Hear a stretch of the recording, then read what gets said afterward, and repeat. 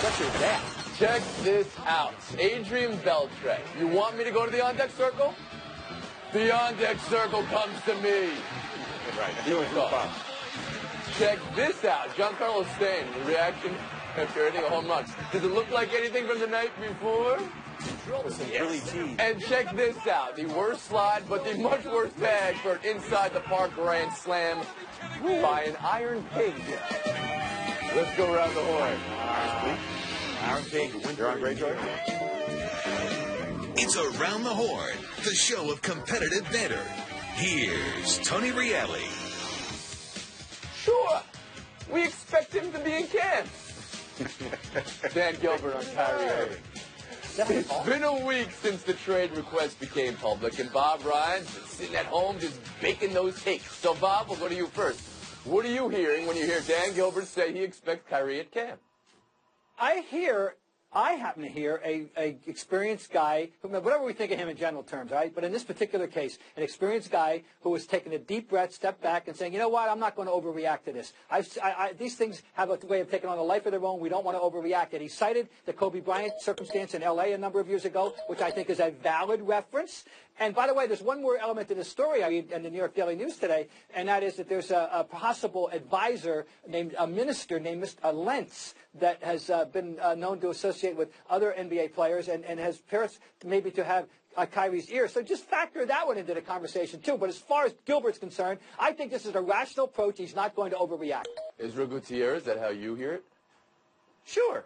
No, not really. That's not how I hear it at all. I actually don't even like the Kobe comparison, to be honest, because Kobe's situation was he was clearly the franchise's top priority. He was clearly their best player, and he was unhappy with management and who they were bringing in. This is Kyrie Irving saying, you are not making me the top priority, even though if you look at our ages, if you look at the future of the franchise, I should be your top priority. And if that's not going to happen, then I would like to leave. And you know they're not going to say to him, okay, we'll make your top priority, because that upsets LeBron, and that only furthers the idea that LeBron's going to leave in 2018.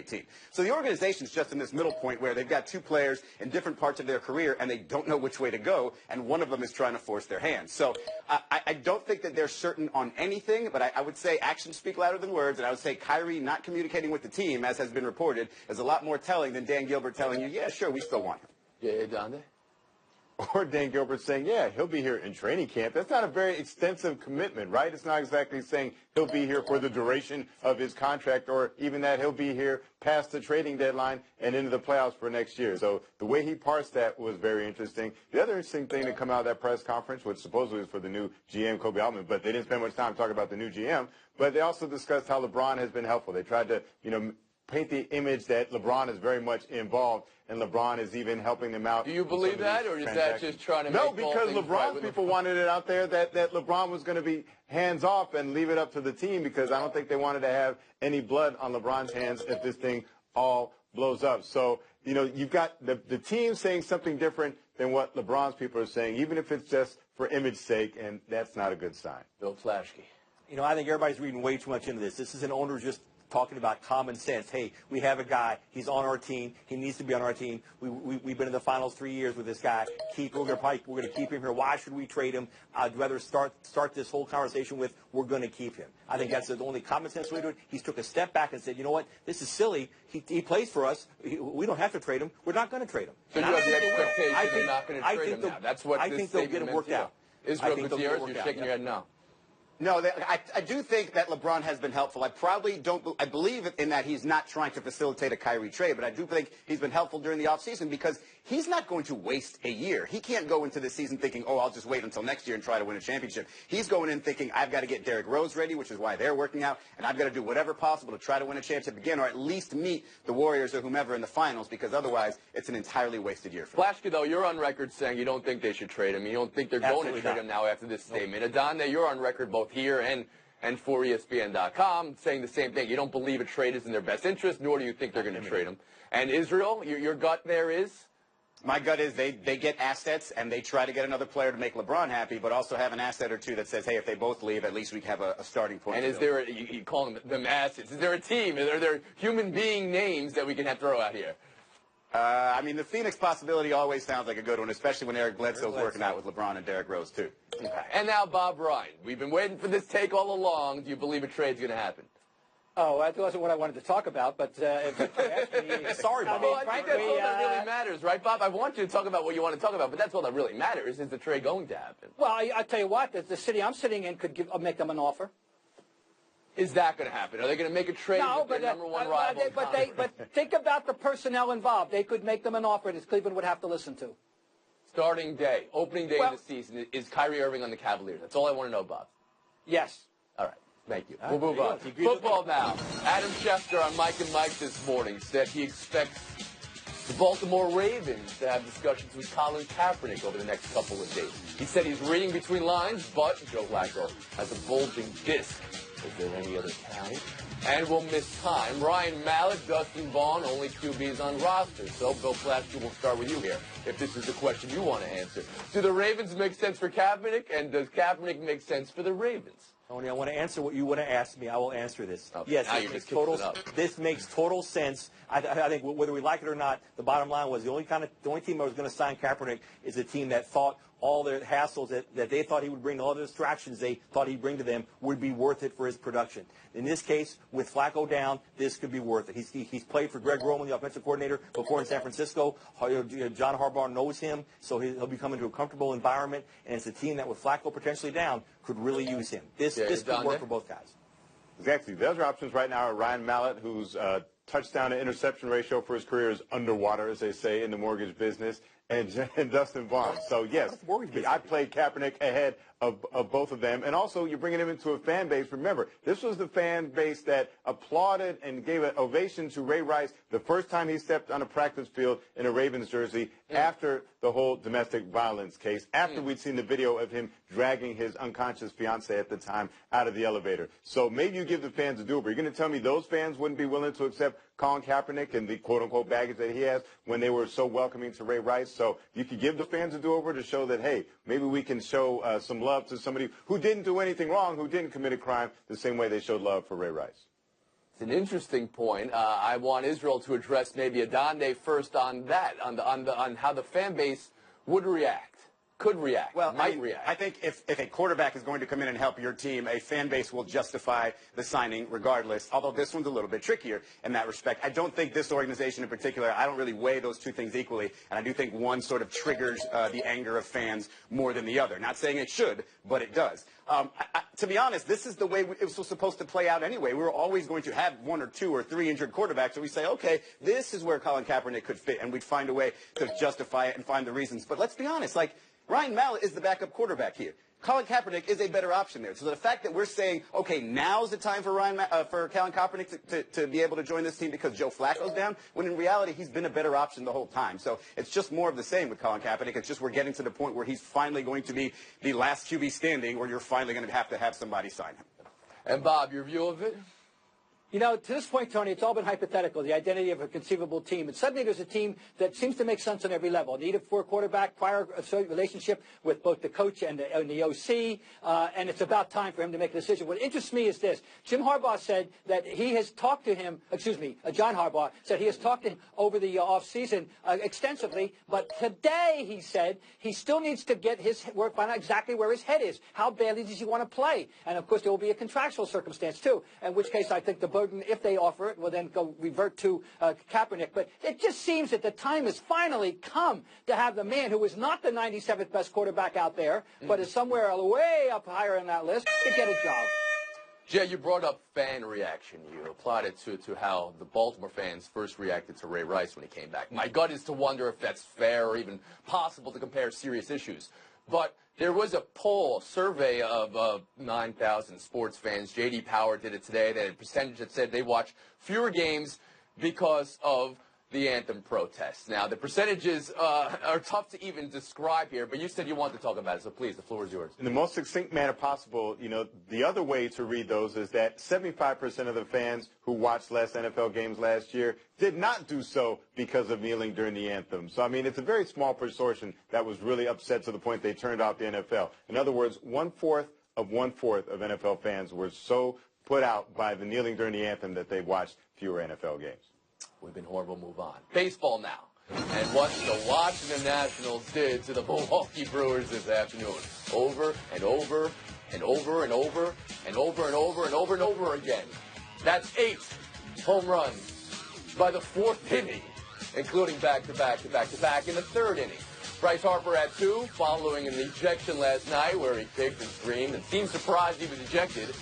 He said his pregame music fired him up too much. It was 5 a.m. by Logic. Bob, you're reacting like you're not familiar with the oeuvre of Mr. Logic. Israel, Nats scored nearly 2 dozen runs in 9+ innings after that ejection. You think there's a connection?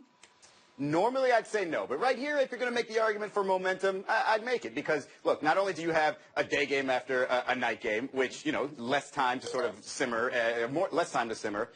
You have Bryce Harper sort of leading the barrage in that 1st inning and them following. And, you know, frankly, when you've got a team that's 12.5 up in their division, don't really have the same motivation every single night. You sort of need something to get you going a little bit. So, yeah, I'd Bob say Ryan, could there be a connection between ejection and all the runs?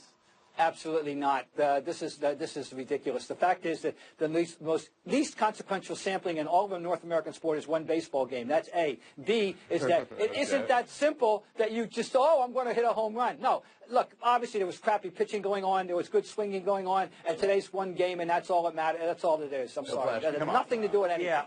Momentum is next day's starting pitcher, or in this case, lack thereof. Michael Blazek started for the Brewers today. He's 28-year-old, making his first career major league start. He was told at the last minute he was starting, so he was a little bit overwhelmed. That's all this was. Jay Donde.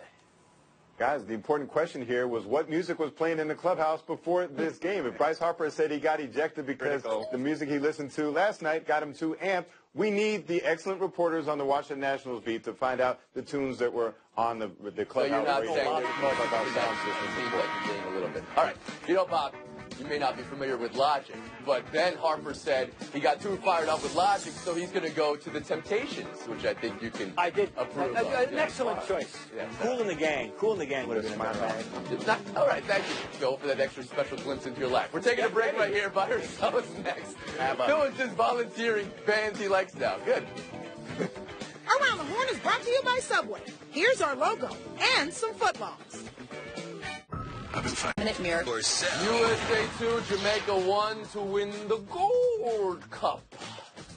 Jordan Morris, the winner in the 88th minute. Unbeaten streak with Bruce Arenas up to 14, though, Plashke. Something or nothing? I don't know why I keep saying these things, because soccer fans keep hating on me, but not much. It was an exhibition. Half the U.S. team wasn't there. They're in Europe. Jamaica's terrible. They didn't even qualify for the World Cup qualifying. Let's wait to the World Cup qualifying. That's what it means something. What do you mean they didn't qualify for the World Cup qualifying? Jamaica's already out of the World Cup qualifying. Jay Donde. Even though the only cups we really care about are World Cups, this is something. You have to take the positives, the return to form with Josie out the door. Maybe this can help going forward. Bruce Arena doing something right in his return as well. And it's nice to see a homegrown coach helping out you. Gutierrez. Of course it's something. Like, we can't have it both ways. Like, sit around and yawn and say, show me something, U.S. national team. And then they win a cup. It doesn't matter what cup. Hear that, Flash? They win a You cup. can't have it both ways.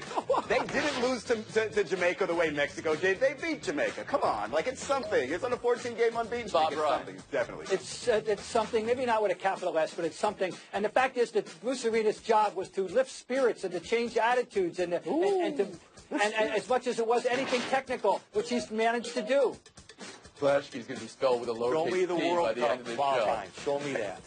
Buy or sell 2, Adrian Beltre is 4 hits away from 3,000. He was ejected last night in the 8th inning for on-deck circle shenanigans. You can see umpire Jerry Davis motion for him to get in the circle. Beltre brought the circle to him. Look at the guy in the second row in the red shirt. And then he was tossed for it. Look at the guy in the second row in the red shirt again. Jay, buy or sell the ejection for Beltre there?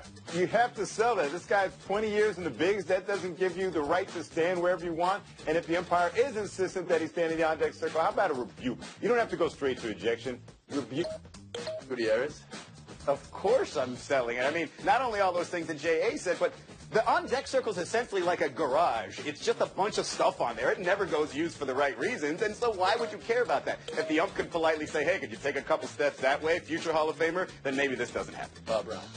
I'm selling. There are 3 certainties in life: death, taxes, and the relentless arrogance and pomposity of Major League umpires. And speaking of Mr. Bill Plashke. I'm selling this as well. The fourth certainty in life is that players will always try to sneak a peek behind the catcher. It's been going on for years. Why single him out for this? That's what he's saying. He was saying this is ridiculous. That's what Adrian was telling the umpire. Can you imagine if he was at 2,999 hits when that happened? Can you imagine if you were a fan at that game hoping he gets that bat for you? Yeah.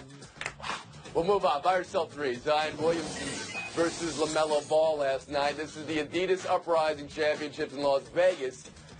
And the police nearly shut it down before opening tip. Fire code conserved. Crowd was 7 rows deep hours before. The police blocked doors in order to barricade, turned everyone back who wasn't in an hour before, which included LeBron James showing up and leaving without getting in. What are you buying? What are you selling here, Israel Gutierrez? Well, no offense to the Ball family, but I'm buying that should be the scene for every Zion Williamson game because that dude is sick. I'm also selling the idea of LeVar Ball saying, I don't care what LeBron does. Listen, the best thing that could happen for your son is if LeBron is his teammate next year. You should definitely butter up that dude. Bob Ryan. Hey, where's the Thomas and Mack Center when you need it? I mean, this is modern spectacle. It has nothing to do with basketball, by the way, but it was a spectacle. Well, it has a little to do with basketball, but I hear what you're saying. Go ahead, Bill Plashke. Zion Williamson is great, Izzy, but they were there mostly for the Ball family. They were there for the new Kardashian, the sports Kardashian show. This is what LeVar Ball. Remember last time he coached, he pulled his team off the court in an AAU game and went crazy right in the middle of the game. They're waiting to see what happens next with him. Adonde. Paskey is right. I mean, Zion Williamson, his highlight mixtape on YouTube have 1.6 million views. I thought that was great. Then I see there's a video talking about the Ball brothers dunk like Zion Williamson. It has 2.4 million views. So if more people would rather watch the Ball brothers do their imitations of Zion Williamson than Zion himself, yeah, this is a big baller brand production. How about LeBron being turned away? I understand he was with 13 friends or so. Wow. That was some of the reporting I read. Orlando or CBS had that. But was it because there are too many people there, or was it because he's a Nike guy and this is an Adidas event? Is anybody wondering that aloud? If he was an Adidas guy, they would have found a way to get him. I thought that was the ultimate tribute. If a Nike guy is showing up at an Adidas event, that should be a win for Adidas. They should love that. All right. Wish I had 13 friends. Oh, Bill, no, come on. You know what? We welcome you back. Next show you're on, Bill. For now, you're getting bolted. So is Adonde. Gutierrez, Ron, showdown next. And Irving. Around the Horn is brought to you by Verizon. Not just unlimited, Verizon Unlimited. Israel Gutierrez, Bob Ryan, welcome to Showdown. Showdown 1 was and is our A1 lead story from yesterday, the reprogramming of Cam Newton SI. On the Panthers' plan to have Newton run left this season, okay? Cam today. That's my edge. You going to expect the Lion not to roar? Israel? Controversy in day 2 of camp? There could be. I think the Panthers might have done too much here by actually saying these things out loud because, of course, Cam thinks that's his edge. Of course he thinks he's going to be able to run through defenses and that's going to make their team better. You just can't tell him that's the case. It is his edge. And by the way, I mean, they're talking about scripted runs. He's still going to be able to tuck it under when the play breaks down. He's going to have ample opportunity. He shouldn't overreact to this. He'll be running the ball as much as any quarterback in the league. Iron like a lion in Zion. Split the points, and we'll move on. Showdown 2, Giancarlo Stanton and Jason Grilli impression. 2 nights ago, Grilli struck out Stanton to end the game and enjoyed it. Last night, Stanton took Grilli deep, and it's possible he enjoyed it more. It looks like to be the same exact reaction. Fair or foul, Bob? Well, my reaction is that when Jason Grilli started in the Major Leagues in 1932, you didn't do this, but his son or somebody must have told him, this is the way you act now. I think it's very heartwarming that a 107-year-old pitcher can act like this, so I got no problem with him. Nah, it's totally fair. It's totally fair. I mean, Giancarlo Stanton's usually a robot out there, no emotion. I need a little bit more Yasiel Puig out of that guy. He's got 33 home runs. He's launching them out of the buildings. And, yes, you can go ahead and celebrate and mock the dude who celebrated against you. More of that, Giancarlo. One game was, what, 10-4? The other game was like 18 at the rim. I mean, neither of the games were close. This is the only thing to watch for. We'll split the point. Jason Grilli's 40, to be fair. He's a man. We'll move on. Showdown 3, Lehigh Valley Iron Pigs. An inside the park grand slam with a play at the plate with a weird slide and an awful tag. Israel, credit for the slide or blame for the tag? Oh, 100% credit for that slide. First of all, that dude was going because that ball wasn't in the air for that long and that play didn't last that long and he was already rounding third. He had the nutmeg. How often do you hear nutmeg in baseball? Like he nutmegged the catcher. That was great. I know the old-timers are going, oh, we should have blocked the plate. Of course, you can't block the plate anymore. That was a great slide. I looked at this now, 4, 5, 6, 8 times. I think it's a hell of a slide. Better than Man, than you a guys are super agreeing towel. on everything in Showdown. You know, I think I liked it better the first time I heard it when Israel said it, I guess. That's going to do it. Right here. Miami gets the FaceTime. Now, for those of you who don't pay attention to this kind of stuff, the Mexican national soccer team has been fined for a third time now for their fans using an offensive gay slur. Now, it's a phrase that at the very least is offensive and in practice is used as a gay slur. But the Mexican National Federation is saying it's neither offensive nor a slur. So I read something in Outsports by Sid Ziegler that suggested that the FIFA should ban fans from Mexico's next few matches just to try to prove the point. UEFA has done that in the past, banning other fans' teams from their matches because they were offensive to their opposing teams and players. So I'm joining that cry, calling for the FIFA to take a step up there and ask Mexico to play in front of no fans because, hey, gays deserve respect just like anybody else. That's the time, Israel. And Outsports. Everyone And we'll be back tomorrow.